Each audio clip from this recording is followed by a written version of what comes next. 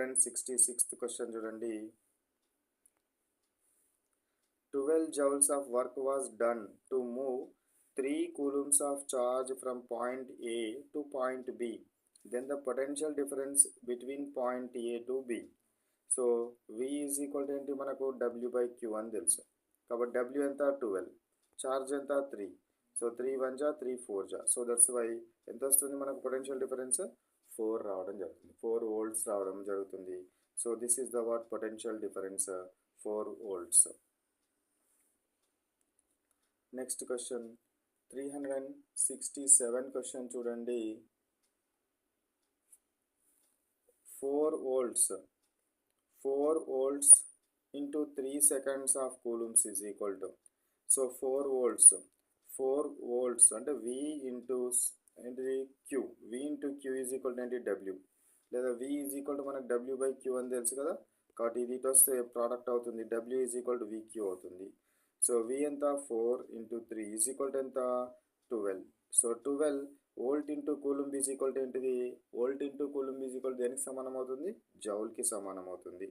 So 12 joules అనొచ్చు, 12 joules అని మనము రాసుకోవచ్చును. నెక్స్ట్ వచ్చేసి 368 question. If positive charges are moving from P to Q, positive charge అనేది ఎటువైపు నుంచి వెళ్తుంది, P నుంచి Q వైపుకి వెళ్తుంది positive charge. So positive charge P నుంచి Q వైపుకి వెళ్తుందంటే ఏమున్నదని అర్థము, P హ్యాస్ హయ్యర్ పొటెన్షియలా, Q ఈజ్ అట్ హయ్యర్ పొటెన్షియలా, సేమ్ పొటెన్షియలా, కెనాట్ బి డిఫైన్డా. సో సేమ్ పొటెన్షియల్ అయితే కాదు, సేమ్ పొటెన్షియల్ అంటే కరెంట్ అనేది ట్రావెల్ కాదు కాబట్టి సేమ్ పొటెన్షియల్ కాదు.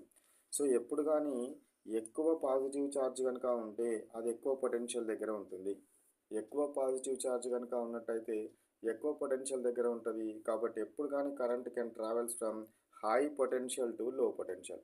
కరెంట్ ఎప్పుడు ఎక్కడి నుంచి ఎటువైపు వెళ్తుంది, హై పొటెన్షియల్ నుంచి లో పొటెన్షియల్కి వెళ్తుంది, హై పొటెన్షియల్ నుంచి low potential. Next question 369 question చూడండి. How much charge can be moved from 3 volts potential difference points using 12 joules of work. ఎంత ఛార్జ్ మూవ్ అవుతుంది అన్నాడు. W is equal to VQ, W is equal to VQ ఎంత ఏమన్నా charge కాబట్టి Q is equal to ఏంటి W/V. W ఎంత ఇచ్చినాడు ఇక్కడ 12 ఇచ్చినాడు, ఇది 3 ఇచ్చినాడు, 3 1 జా 3 4 జా. So that's why 4 coulombs is the correct answer. 4 coulombs is the correct answer. Next one 370 question చూడండి.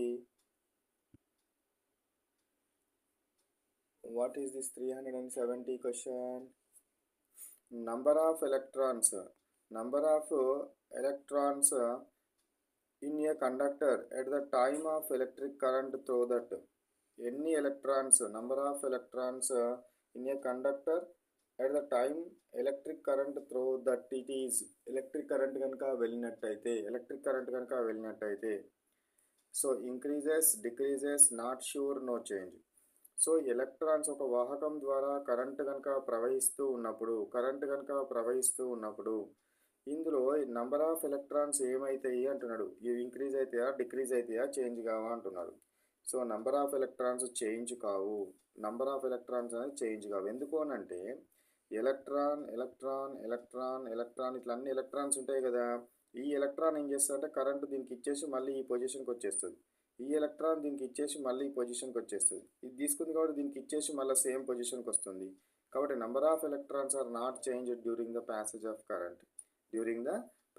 Current. So that's why number of electrons are what, no change అనేది ఉండదు నెంబర్ ఆఫ్ ఎలక్ట్రాన్స్లో.